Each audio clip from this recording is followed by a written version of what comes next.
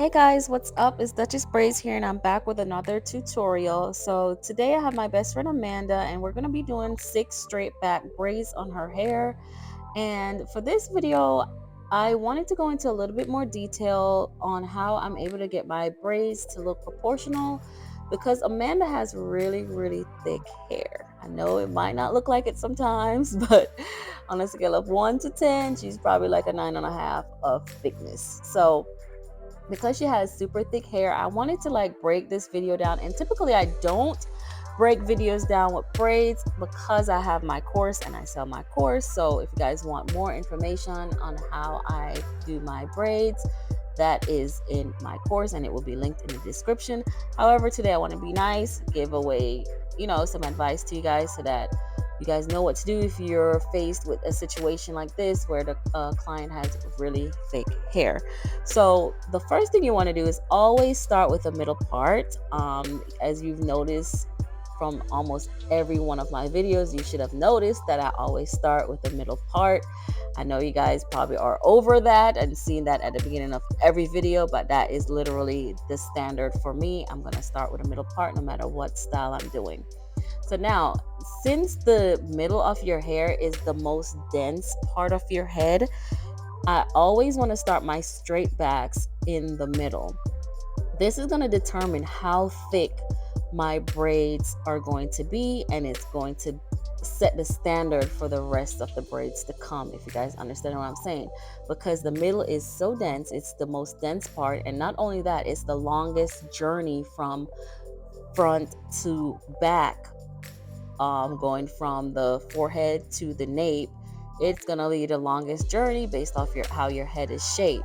So you do want to start with the middle, and this is more, even if you're doing more than 6 braids, you do want to start in the middle, and that's going to determine how thick the rest of your braids need to be, just so that it looks proportional. You don't want to start on the sides, and because the sides are less dense, and then work your way up, and then you have this super thick braid in the middle. So yeah, so this is what I want you guys to watch. I want you guys to sit back and watch how much hair I'm adding to this. And now this is the first time I'm adding hair in this. I braided back some and I had added 1 strand, and now I'm going to add another strand. So for me, I never add more hair than 1 leg. So when you're braiding, you have 3 legs, and I never add more hair in at one time that is thicker than one of my legs. So it's either going to be equal to or less, but never thicker than it.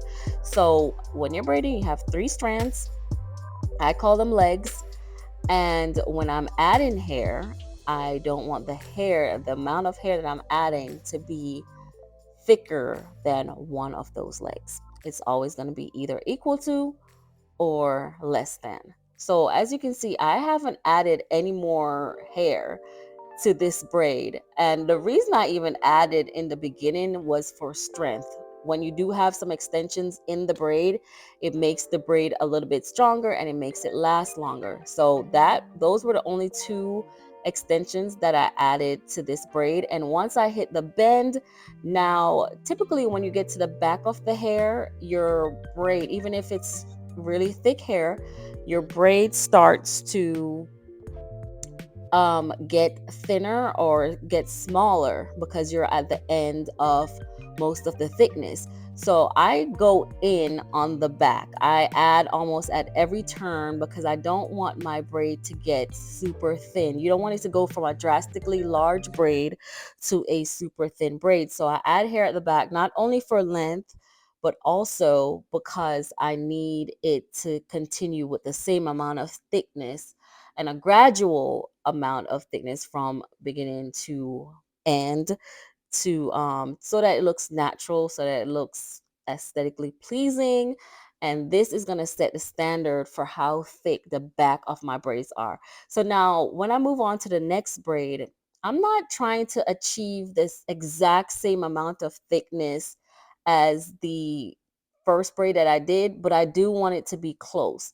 The reason I'm not trying to get the exact same amount of thickness is because it just doesn't look right when they're all the same. Like, you kind of do want it to get a little bit smaller, but not drastically smaller. You want it to like get smaller as you go towards the ear, but you don't want like a drastic change. Like, oh, you have this skinny braid, and but the middle one is so thick. Like, you kind of want it to be, gradually, but not. And but the back, so the front you want to be gradually smaller, but the back, I do tend to try to make the back the same size because I want them all to fall, and I want the when I plait the end of the braids out, I want it to all look the same size, the same length, the same graduation from thick to not so thick, so another tip too, as you guys can see, I always coat the inside of the braid, not only because her hair is thick, but because it just helps when the inside.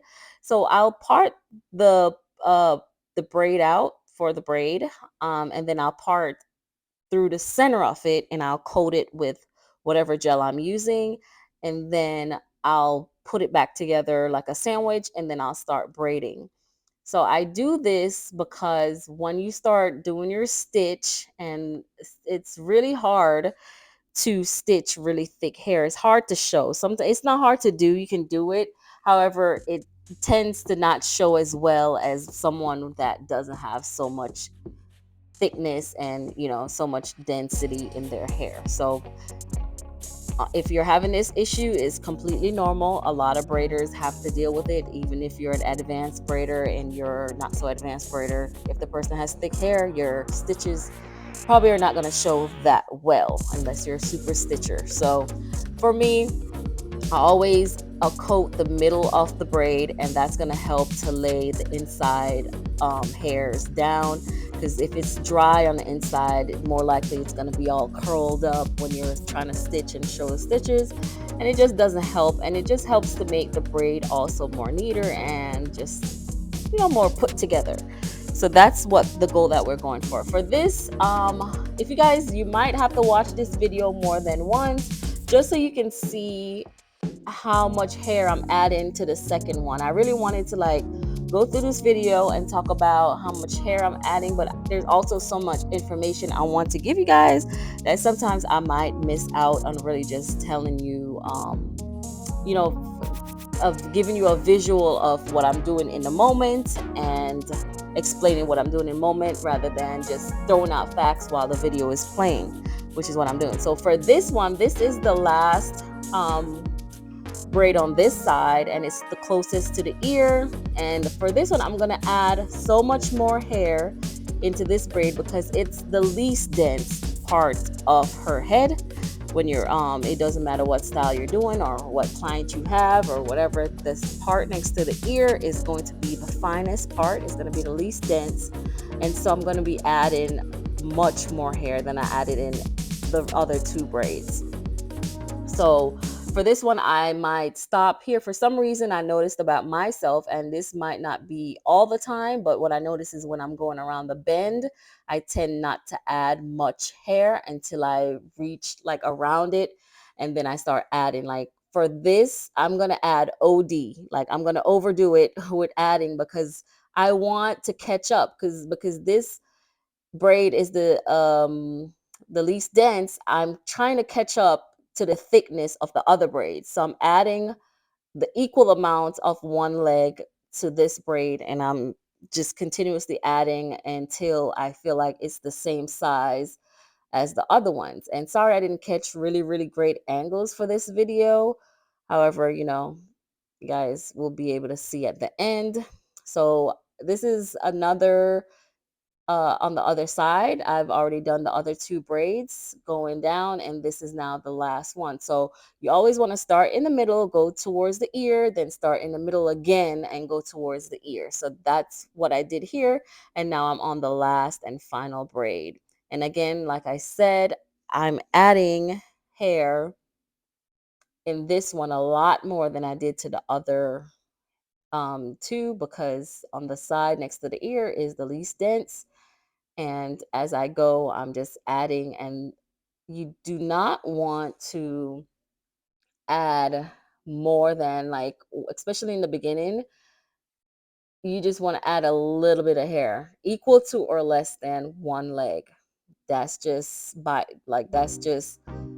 what you guys need to get in your head, because you don't want it to, when you add more hair than the leg, it's gonna show, and you're gonna see the drastic change in the braid. So I just, for it to look good, just keep that rule of thumb, and make sure you guys, keep that as something that you guys do when you're braiding. So now that I've reached the bend and I've got it around the ear, I'm gonna start adding now, and you're gonna see again how much hair I'm adding in. And again, it's equal to or less than. For me at the back, it's probably gonna be equal to, because I'm trying to catch up to the thickness of the other 3 braids. And I'm mostly worried about the thickness when I get to the back. See, the front has a great size, and they all 3 have a great size, but the one at the top is going to always kind of be a little bit thicker, because, like I said, it just looks good when it all 3 at the beginning does not look the same size. So I'm braiding it down now, and this is the final look, you guys.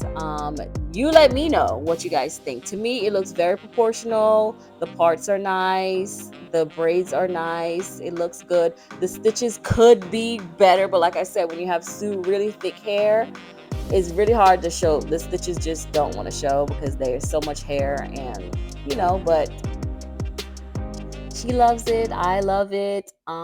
Thank you guys so much for watching. I hope you guys were able to learn something from this video, because that was my goal, to give you guys a little freebie on my braids, but details in description.